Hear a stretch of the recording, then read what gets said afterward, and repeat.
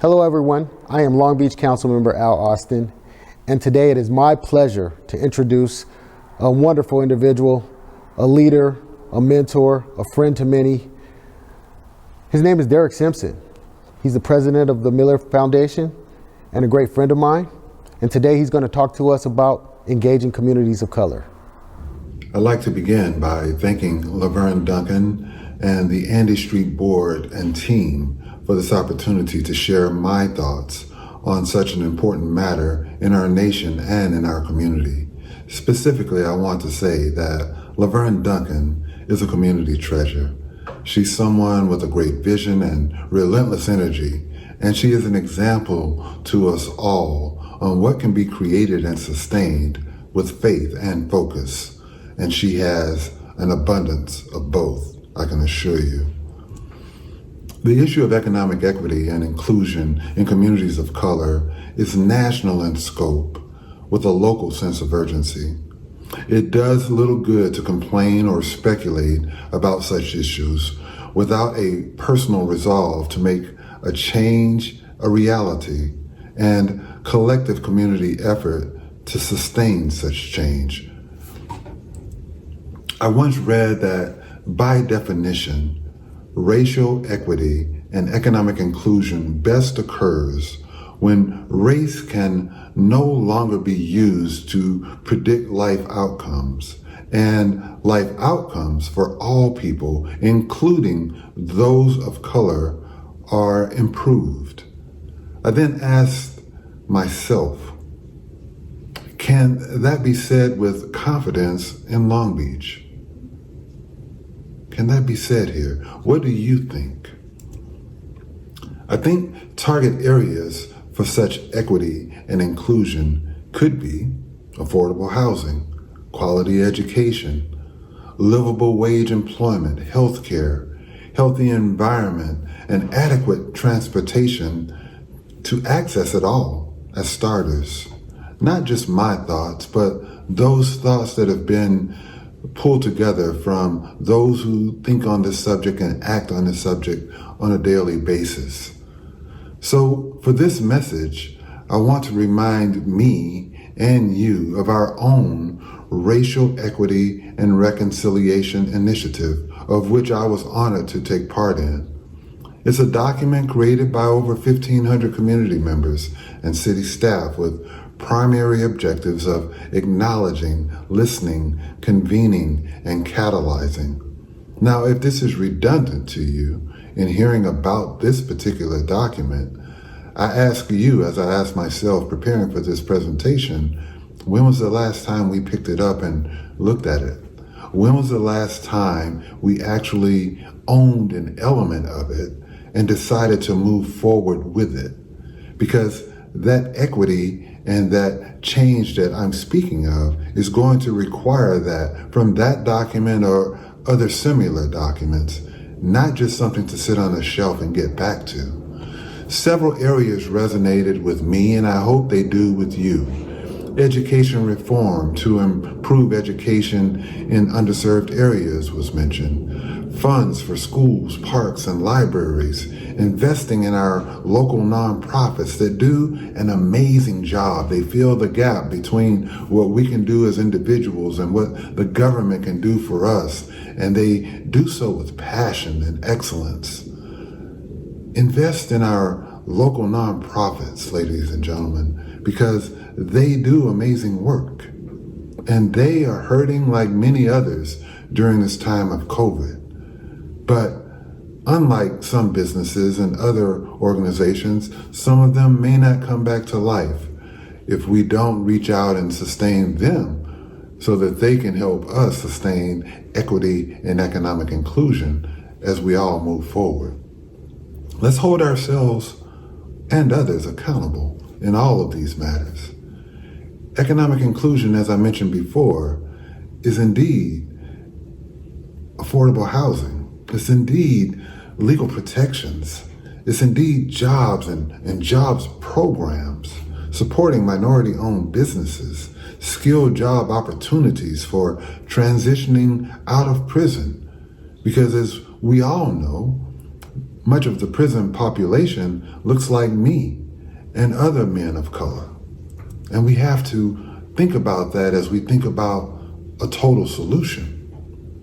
Continued concerns, including housing discrimination and redlining and police profiling and employment and hiring practices are real and relevant.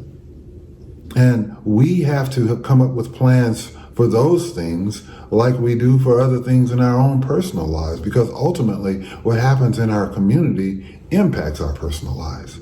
I ask you, did you know that Long Beach has an office for constitutional policing led by Miss Ruby Marin Jordan? Did you know that? Do you know what their purpose is?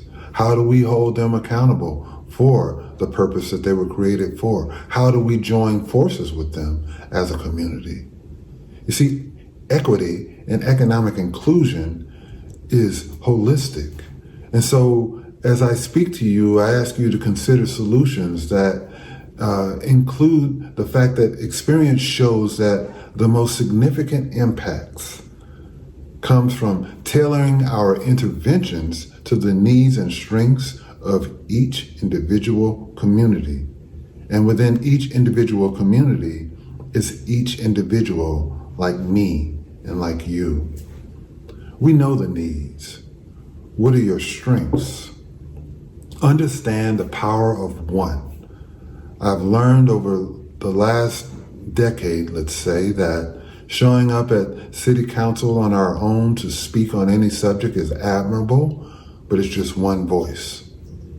When you show up and you fill up a couple of rows, if not a couple of sections, all of a sudden that one voice is magnified and you have the collective attention of those that you're speaking to. Be it at city council meeting, be it at Long Beach Unified School Board meeting, be it at Long Beach City College meetings, any meeting. Let's find a way to give our one voice the power of a collective community. One voice with like-minded people can make a sustainable change, ladies and gentlemen. I have learned that to be so many times, but most recently, it was in the creation of Black business strategies. One voice joined with two other pastors Welton Pleasant in our community, and Bishop Todd Irvin, to create what we felt was important to our community to help our community be whole. And we said Black businesses were at the heartbeat of that. And we pulled together the powers of the Cal State University Long Beach School of Business with the Small Business Development Center. And now there is a model program to help Black businesses in our community. And they're looking for participants right now, as I record this, right now, to help them go to the next level.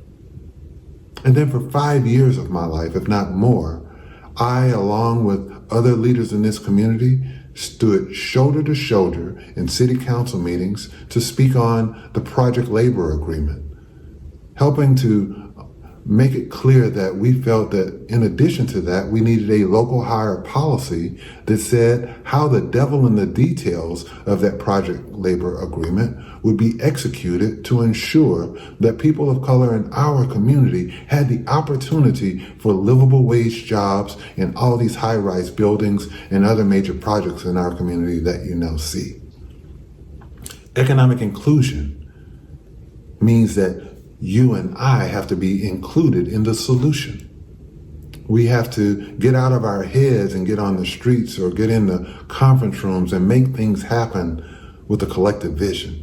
Understand that communities of color should be either at the table when critical plans are created or on the menu when they are implemented. At the table alone is not enough, ladies and gentlemen. At the right table with a voice that is heard and ideas that are implemented is critical. Find your purpose. Find your purpose in the process and pursue it relentlessly. That space you can own because it's you at your best is when we know we're at our purpose. Hold yourself and those in power accountable. Be a light of hope in your own home and community. Support initiatives such as the Long Beach Center for Economic Inclusion that Councilman Rex Richardson was proud to be a part of creating. Support initiatives such as the African American Cultural Center that Councilman Al Austin and others were very instrumental in helping come to life and to be sustained. You put the letters on it, you put the name on it, but we are one community. We're one voice, one people, one community, regardless of our age, race, color, or beliefs. I know we can make the change. Thank you.